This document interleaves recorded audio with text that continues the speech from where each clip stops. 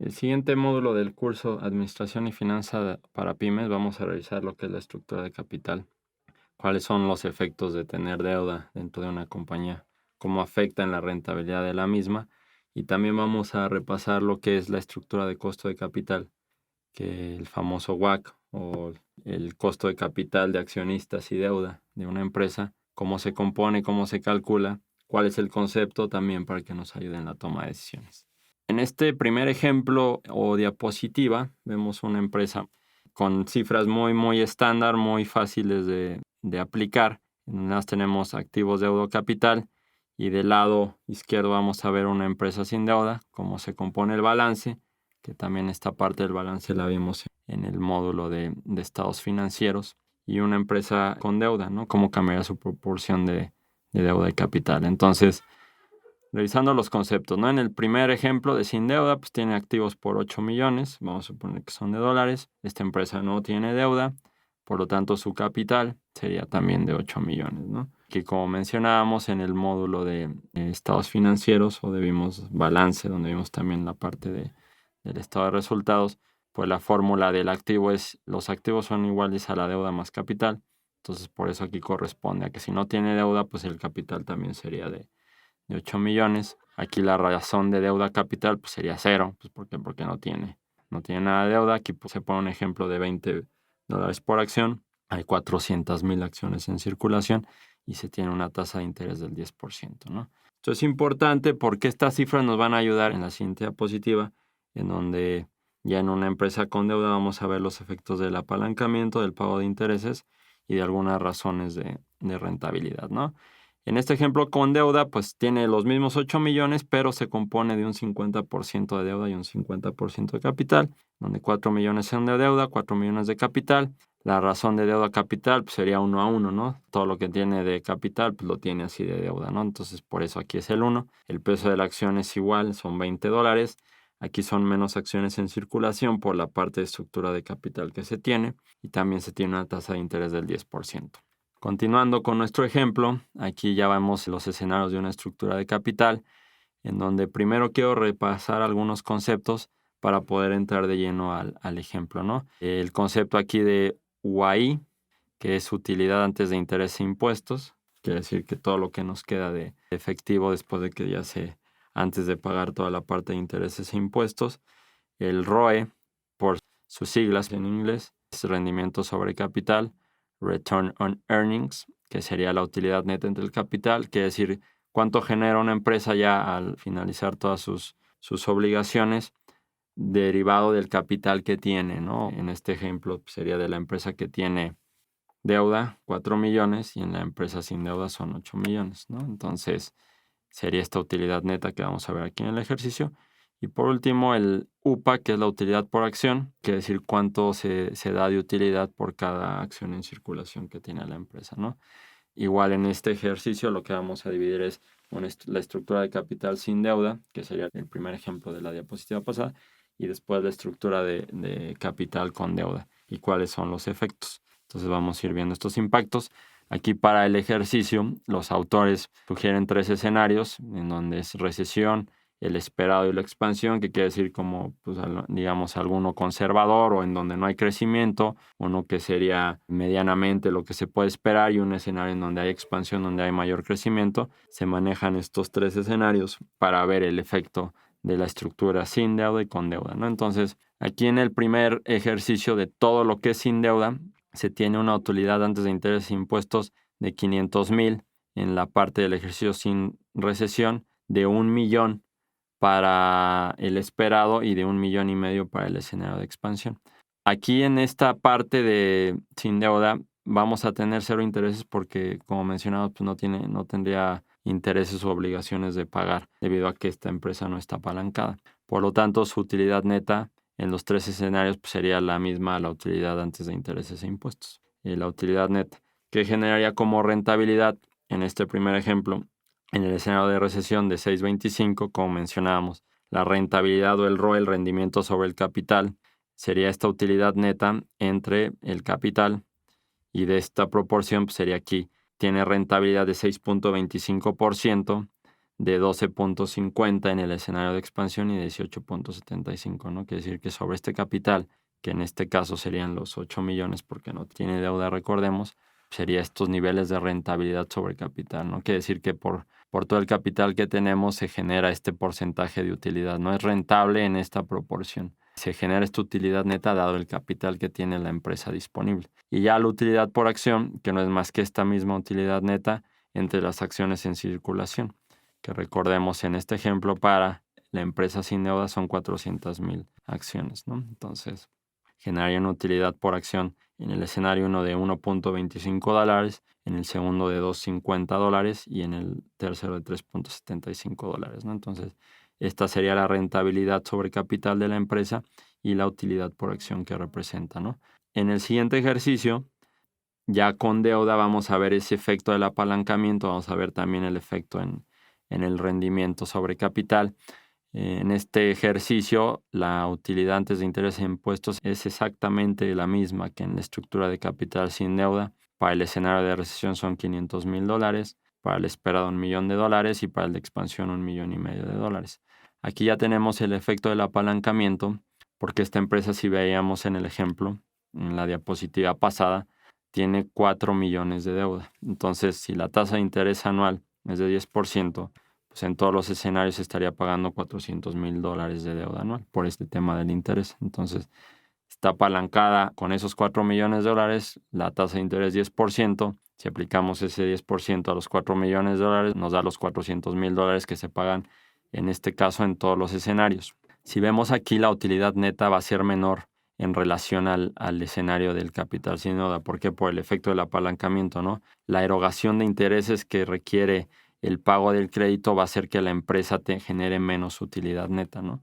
En el ejemplo 1 genera 100,000 versus $500,000 en el de recesión, 600,000 versus el millón que genera en el escenario sin deuda, y de 1,100,000 versus $1,500,000 que genera en el escenario de expansión. Ojo, esto es bien importante porque sí se reduce aquí la utilidad neta, pero aquí sí vemos ya el rendimiento sobre capital.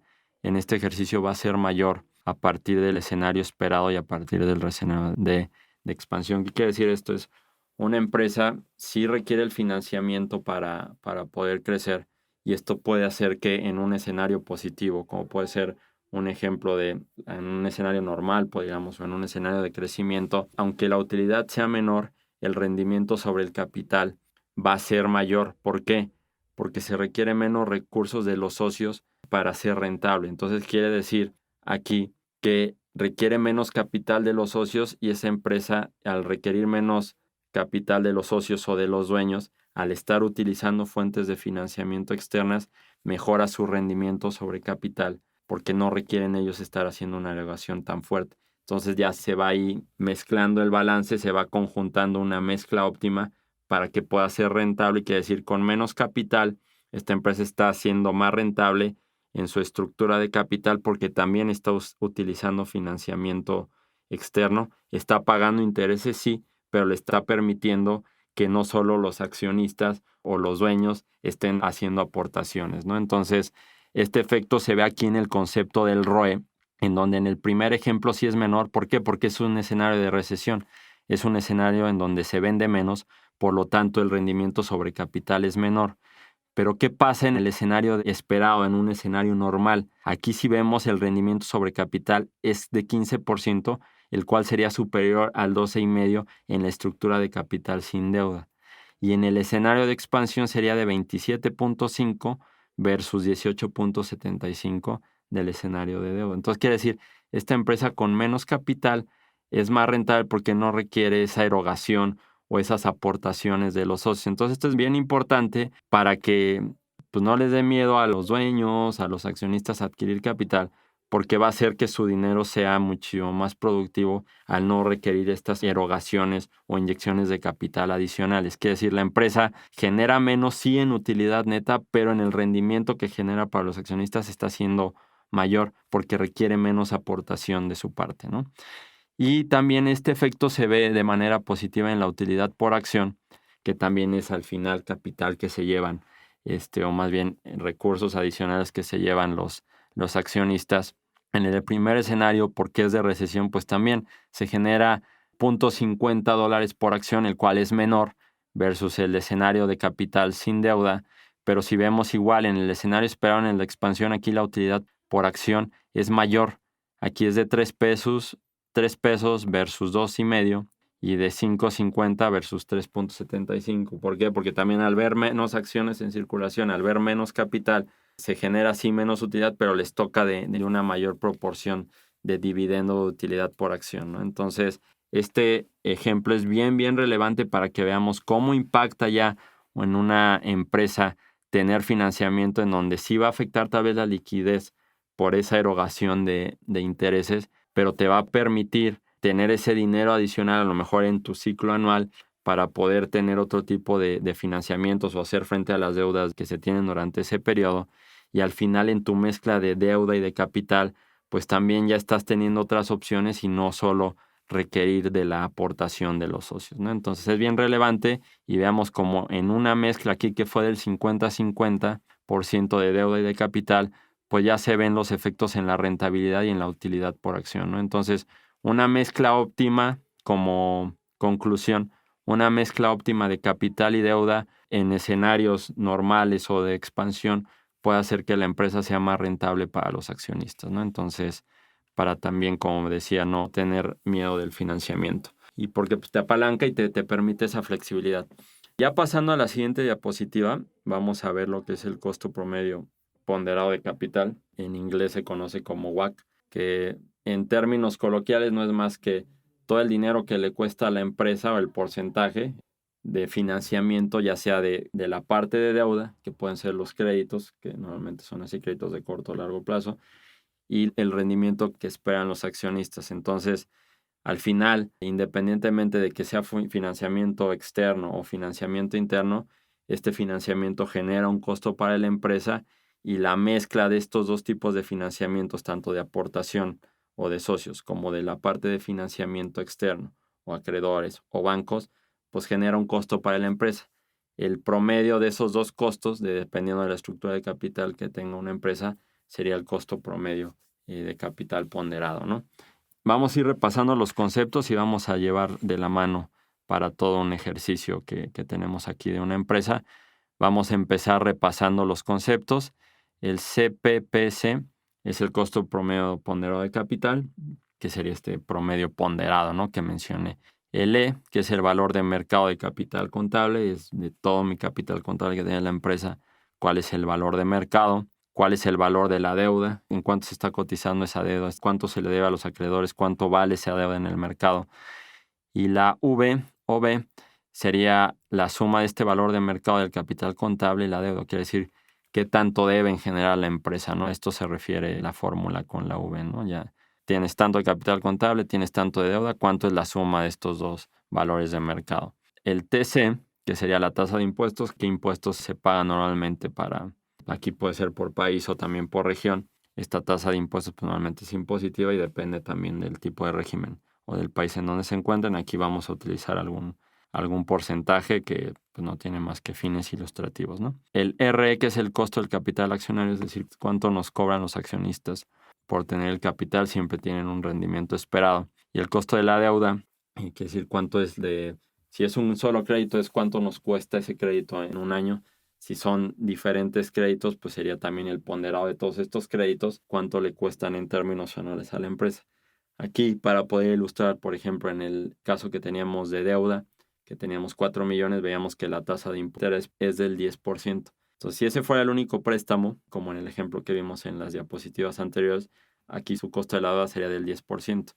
Si fueran diferentes créditos, tendríamos que hacer el ponderado y ver de diferentes tasas cuánto está pagando anualmente una empresa por todos sus créditos, ¿no? Al pasar ya a la fórmula del costo promedio de ponderado de capital, este CPPC sería a esta razón entre E y B, que es decir, cuál es la proporción de capital contable, que es este V, que aquí vimos que el B o la V es todo el valor del capital contable y la deuda. Aquí nada más estaríamos viendo la proporción del capital contable, es decir, qué tanto está apalancada la empresa o qué proporción tiene de capital contable versus pasivos y cuál es este rendimiento esperado del capital accionario, ¿no? más la proporción, aquí sería el complemento de la deuda versus su mezcla, o sea, el total de la deuda por el rendimiento esperado o el costo de la deuda, que es lo que se ve aquí, y por el 1 menos TC, que sería por los impuestos, ¿no? Que sería la tasa impositiva. Entonces, toda esta parte o la que fija el gobierno como impuesto, ¿no? Por ejemplo, en México sería el impuesto sobre la renta, este sería la tasa de impuestos, ¿no? Todo este componente pues nos da el costo promedio de capital ponderado, ¿no? Antes de pasar al ejercicio, quiero abordar el tema de por qué es tan importante el costo promedio ponderado de capital, porque este costo promedio de capital nos quiere decir todas las fuentes de financiamiento que tenemos del capital que nos aportan los socios y si somos dueños pues de esa parte del capital que nosotros ponemos, qué rendimiento esperado tenemos, y de la deuda, que decir, nos va a generar este costo. Entonces, lo importante aquí es que saber, si ya sabemos ese valor que tiene X costo en términos anuales para una empresa, pues nos tiene que ayudar para conocer cuál va a ser nuestro flujo, cuáles van a ser nuestros requerimientos de financiamiento, si necesitamos más financiamiento, si requerimos menos financiamiento, si vamos a utilizar un proyecto, pues buscar que esté arriba de ese costo promedio de capital, porque también va a implicar rentabilidad para la empresa, ¿no? Si yo sé que de cada 100 pesos que pido de préstamo, ya sea de capital o de financiamiento, vamos a suponer que es 15% mi costo promedio de ponderar al capital, quiere decir que estaría pagando 15 pesos anuales por este costo de mezcla que tengo de capital y de financiamiento. Entonces buscaría que también, al ya saber que es un costo, complementarlo con los otros costos que tiene de la empresa, como son los gastos, con todo lo que tiene que ver con la parte operativa, pues al revisar toda esta estructura de costos tendríamos que buscar que los ingresos sean mayores a todos los costos operativos que tiene la empresa y mayores al costo de capital o al costo promedio de capital que está involucrado. Entonces, nos ayuda a visualizar qué tan caro nos está saliendo pedir recursos, cuál es la mejor fuente, cuál sería el mejor mix si lo quiero reducir. Vamos a suponer que es muy alto y te das cuenta de que pagas demasiado en deuda, entonces, pues requiero tal vez una mayor aportación de capital o viceversa, ¿no? No, me conviene ahorita tal vez pedir más apalancamiento porque está el financiamiento muy barato, ¿no? Entonces, con base en este concepto del costo promedio de capital, que también la meta va a ser reducirlo, como mencionaba, es validar en cuál es su nivel óptimo y que al final en toda la ecuación de ingresos sea positivo para el negocio. Ya pasando al ejemplo, aquí vamos a suponer que la empresa ABC tiene 1.4 millones de acciones en circulación y que estas acciones cuestan $20, ¿no? Tienen una cotización de mercado de $20. La deuda está cotizada al 93% de su valor en libros. Tiene un valor nominal de 5 millones. Quiere decir, esta empresa está apalancada, debe $5 millones. Y la deuda es la proporción de ese 93% de estos $5 millones. Y el rendimiento o el costo de esa deuda es del 11%, ¿no? Entonces, le cuesta a esta empresa esos $5 millones, 11% anual. Aquí la tasa libre de riesgo es del 8%. Normalmente la tasa libre de riesgo de un país se denomina por su principal instrumento de deuda que tiene en el corto plazo, y esa se considera libre de riesgo porque lo que está pagando un gobierno para financiarse, ¿no? Entonces aquí esta tasa libre de riesgo es del 8%. Normalmente, por ejemplo, en México la tasa libre de riesgo serían los CETES, ¿no? En este ejemplo no lo menciona el autor, pero no dice el del Fondo del Tesoro, ¿no? Tal vez Estados Unidos sería su tasa libre de riesgo. Aquí es 8% y la prima de riesgo del mercado es del 7%. Es decir, aquí sería, el mercado está buscando un 7% de rendimiento, ¿no? Sobre este 8% adicional. La empresa tiene una beta del 0.74. ¿Esta beta qué quiere decir? Que es el valor de la acción se mueve 0.74 de acuerdo a los movimientos del mercado, ¿no? Entonces, es que tanto sigue la acción al movimiento del mercado, en donde una paridad total sería una acción si se mueve exactamente como el mercado sobre el índice que compone un índice de cotización, como el índice de precios y cotizaciones en México. Una beta de 1 sería que la empresa se mueve exactamente como ese índice al 1, ¿no? Un 0.74, vamos a suponer que una acción se mueve 100%, o sea, crece totalmente. Quiere decir que la empresa, en vez de crecer ese 100%, que sería un 74%, ¿no? Versus ese crecimiento. Si decrece, pues también decrecería, ¿no? Pero a eso se refiere la beta, ¿no? ¿Qué tanto sigue la empresa o la cotización del precio de la acción de una empresa al mercado o al índice que se tiene en un país determinado? Esto se refiere a la beta. Y aquí la tasa de impuestos es el del 34%, ¿no? Como mencioné, pues esta es la tasa impositiva. Y aquí nos pide, vamos a calcular el costo promedio de capital de esta empresa ABC, ¿no? Ya aquí tenemos los datos, aquí tenemos ya nuestras fórmulas o nuestros conceptos y vamos a desarrollarlo nada más, ¿no? Entonces, lo primero que tenemos que determinar es el costo de capital accionario, ¿no? Aquí, como decía, hacia el rendimiento esperado, aquí lo complicamos un poquito, pero pues, es muy fácil obtener el rendimiento esperado. Aquí la tasa libre de riesgo que veíamos en nuestro ejemplo es del 8%, más la beta. ¿Por qué? Porque son estos movimientos que tiene el mercado por la prima de riesgo de mercado, es decir, cuál es el rendimiento esperado de los accionistas, porque no solo invierten vamos a suponer, en un mercado accionario, no solo invierten en tu empresa, invierten en otros valores. Entonces, ¿cuál es ese riesgo de mercado o prima que está buscando?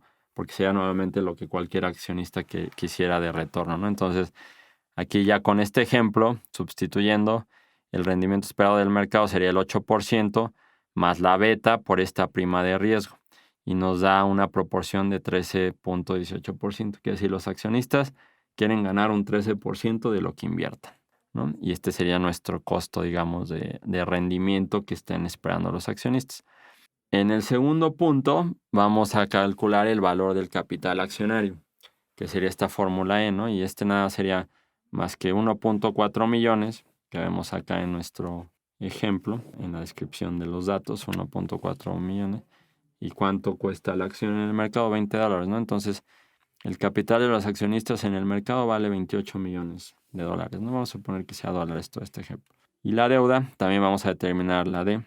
Si recordamos, esta empresa estaba apalancada por 5 millones y el costo de la deuda estaba a un valor de mercado del 93%, ¿no? Casi a la par. Quiere decir que de estos 5 millones, pues ya ha avanzado un poco, ¿no? Ha avanzado un 7%. Normalmente es así como se hace una estimación.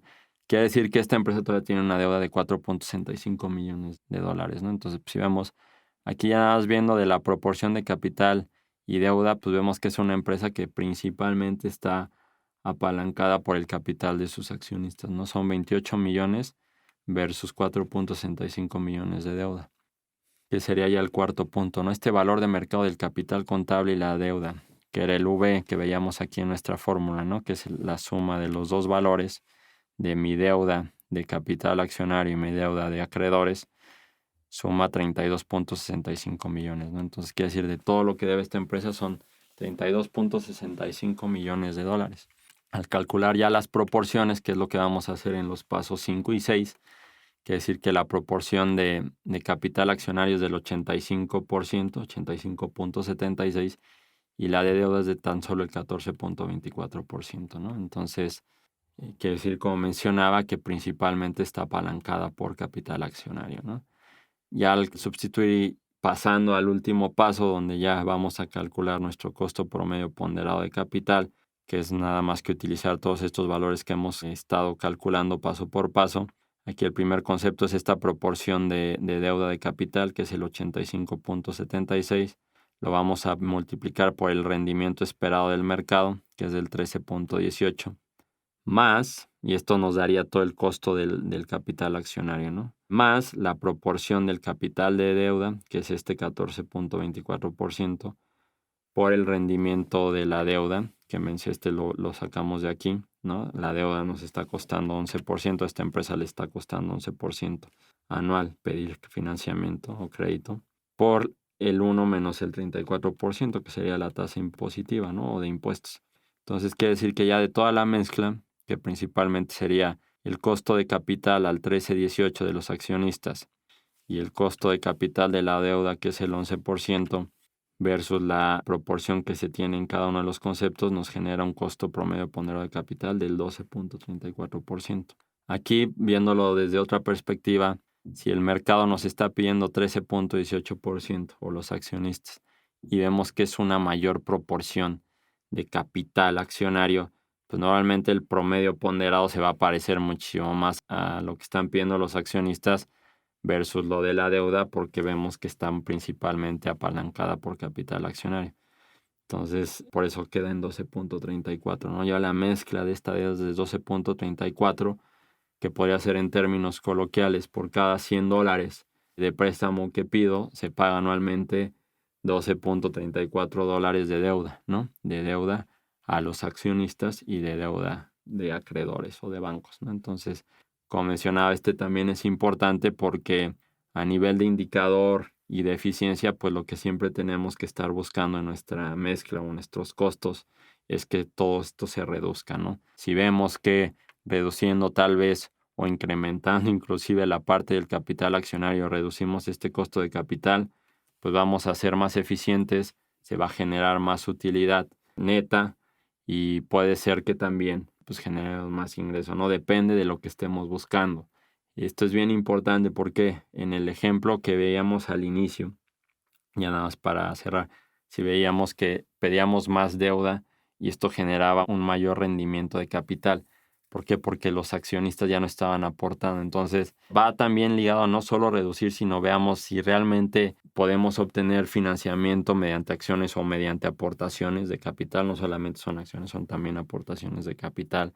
O es más fácil pedir deuda. Entonces, o es más barato pedir deuda. Entonces va muy ligado también al entorno que esté viviendo la empresa, al entorno de las tasas que se estén pagando en el mercado, tanto de la deuda como el rendimiento esperado que tienen los accionistas, y de esta forma ver cuál es la mejor mezcla para un periodo determinado de nuestra empresa y que se reduzca, y como mencionaba, el objetivo final es ser más rentable. Entonces, a esto nos ayuda a entender la proporción de capital. Como mencionaba, entender muy bien cuánto erogamos o cuánto representa esa erogación por las obligaciones que tenemos con los acreedores o con los accionistas, tratar de que disminuya y tener más ingresos. Y pues con esto damos final a la parte de capital o estructura de capital, en la cual revisamos diferentes conceptos.